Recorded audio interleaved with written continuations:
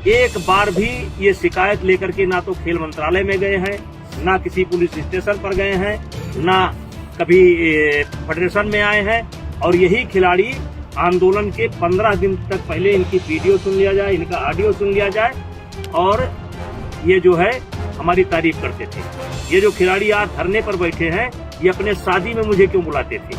फिर जोड़े में होकर के मेरा फोटो क्यों लेते थे? मेरा आशीर्वाद क्यों लेते थे? आशीर्वाद की बात मैं आपको बताती हूँ। हकीकत में जब हम नहीं देखते थे, मेरी शादी थी, मैं कार्ड नहीं दे थी, सामने से बोला अब मेरे को कार्ड नहीं दोगे। वो छोटी छोटी बातें वो जबरदस्ती कार्ड लेते थे, अगर नहीं देते थे वो टॉर्चर करते थे कि तुम्हारी इतनी हिम्मत, तुम्हारी इतनी औकात, तुम हमें इन्वाइट नहीं करोगे। ये उनके शब्द होते थे। हमारी मजबूरी थी, हमें रेसलिंग करना था। हम आज भी इसी बात पर है कि बोल रहे आप इतने साल क्यों लगे बोलने में, हमारी मजबूरियाँ थी, नहीं बोल पाए हम।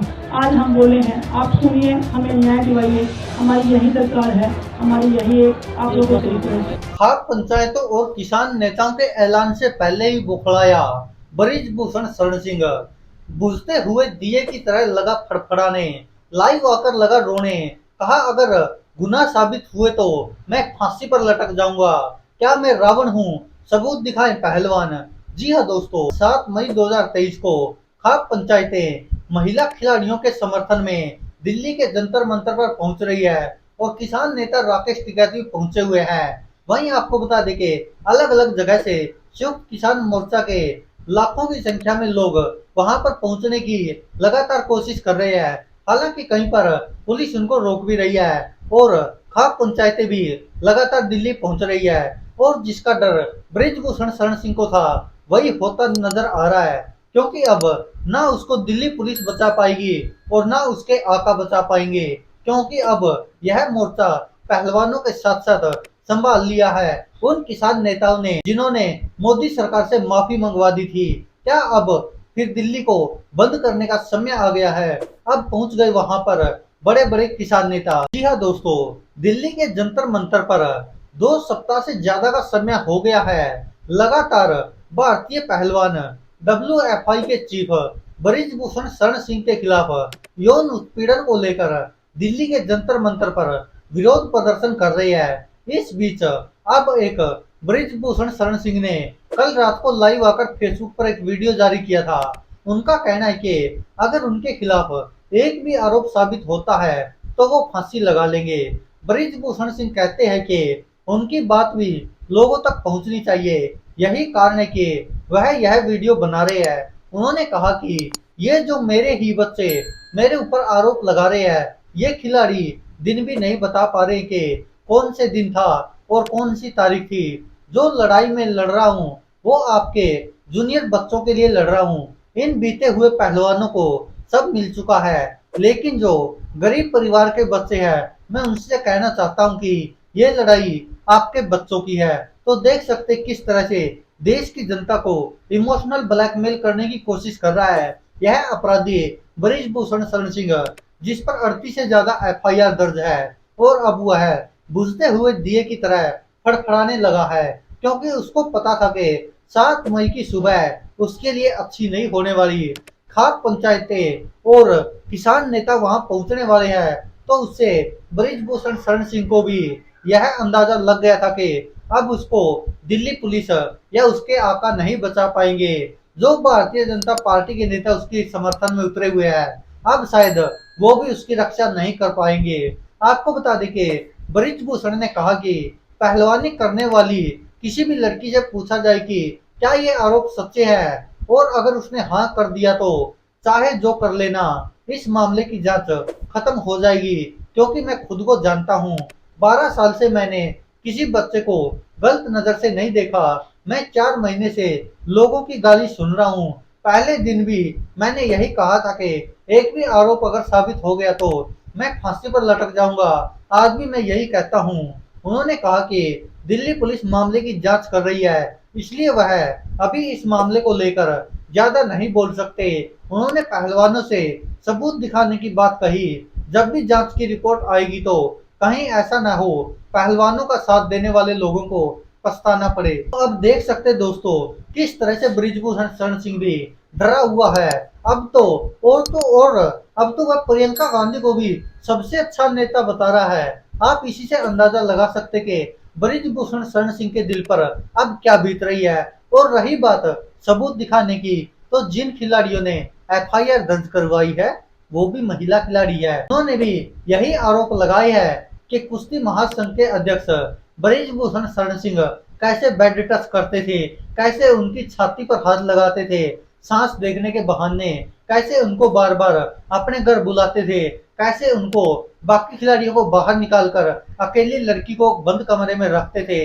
जिसके बाद यह आरोप लगाए है। और उन्होंने कहा कि जो महिला खिलाड़ियों ने आरोप लगाए है, जो दिल्ली पुलिस में एफआईआर दर्ज कराई गई है, उसमें यह तक कहा गया है कि एक बार नहीं, दो बार नहीं, कम से कम भी 6-6, 7-7 बार ऐसी घटनाएं हुई है। और बृजभूषण शरण सिंह ने ऐसी काली करतूतें की है जिसकी सजा उसको मिलनी चाहिए। और उसी की लड़ाई विनेश फोगाट, बजरंग पुनिया, संगीता फोगाट, साक्षी मलिक लड़ रही है। और जो बातें विनेश फोगाट और बजरंग पुनिया कहते थे कि हम आने वाली पीढ़ी के लिए जो महिला खिलाड़ी बनना चाहती है उनकी लड़ाई लड़ रहे हैं ताकि वो सुरक्षित रहे, अब वही बातें बृजभूषण कह रहा है कि इन्होंने तो सब कुछ पा लिया, अब अन्य जो गरीब परिवार से आती खिलाड़ियां उनको मैं बहुत कुछ देना चाहता हूँ। पहली बात तो बृजभूषण कहता है कि हमने करोड़ों रुपए लगाए।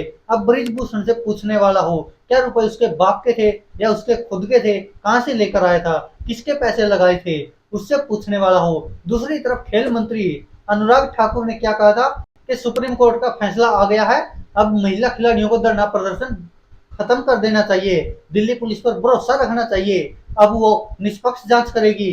तो अनुराग ठाकुर से भी पूछने वाला हो कि जिस दिल्ली पुलिस के पुलिसकर्मी दारू पी पी कर महिला खिलाड़ियों के साथ बदसलूकी करते हैं, माँ बहन की गालियां देते हैं, धक्के मारते हैं, वो दिल्ली पुलिस निष्पक्ष जांच करेगी और उस पर विश्वास करेंगे खिलाड़ी, जो कि बृजभूषण शरण सिंह से भी गई गुजरी है।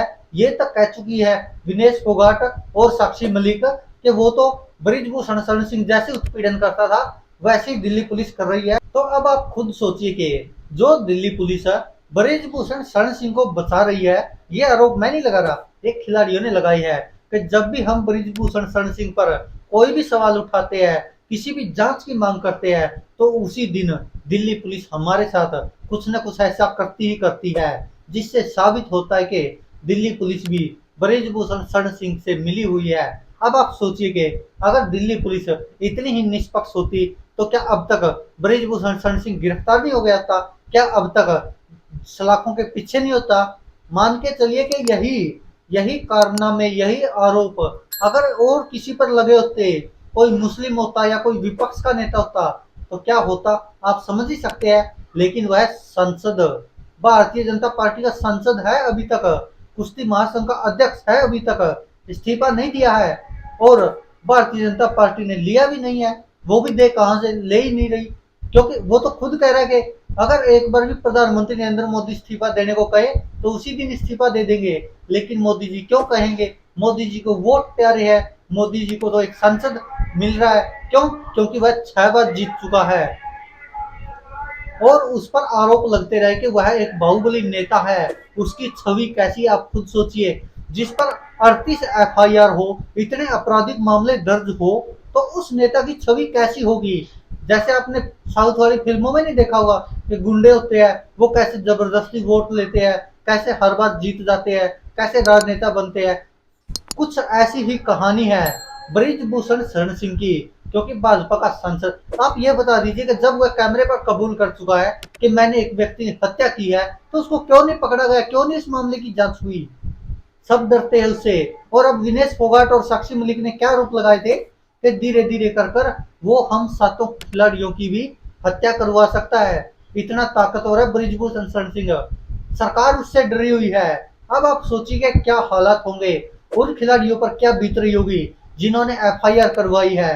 आप सोचिए विनेश फोगाट कहते कि मैंने प्रधानमंत्री नरेंद्र मोदी को बातें बता दी थी कि हमारे साथ बृजभूषण शरण सिंह गलत कर रहा है, हमें प्रताड़ित कर रहा है। अनुराग ठाकुर तक तो यौन शोषण तक की बातें बता दी थी, लेकिन नहीं, ना प्रधानमंत्री नरेंद्र मोदी को कुछ लेना, ना अनुराग ठाकुर को कुछ लेना देना। क्यों, वैसे तो जब विनेश फोगाट, बजरंग पूनिया गोल्ड मेडल जीत कर लाए थे, तो प्रधानमंत्री नरेंद्र मोदी क्या कहते थे विनेश फोगाट से, ये तो हमारे घर की बेटी है, कभी आओ परिवार को लेकर खाना खिलाने। अब वही प्रधानमंत्री नरेंद्र मोदी है, उनके कान में जूं तक नहीं रेंग रही है, कोई मतलब नहीं उनको कि अब वही उसी परिवार की बेटी के साथ यौन उत्पीड़न हुआ है।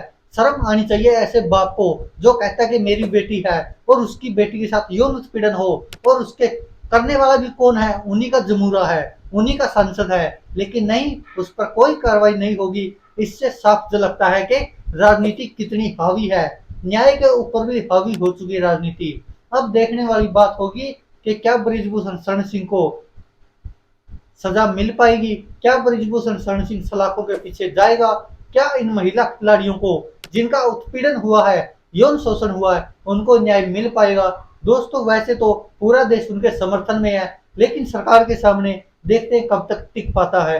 धन्यवाद दोस्तों, देखते रहिए सच की आवाज।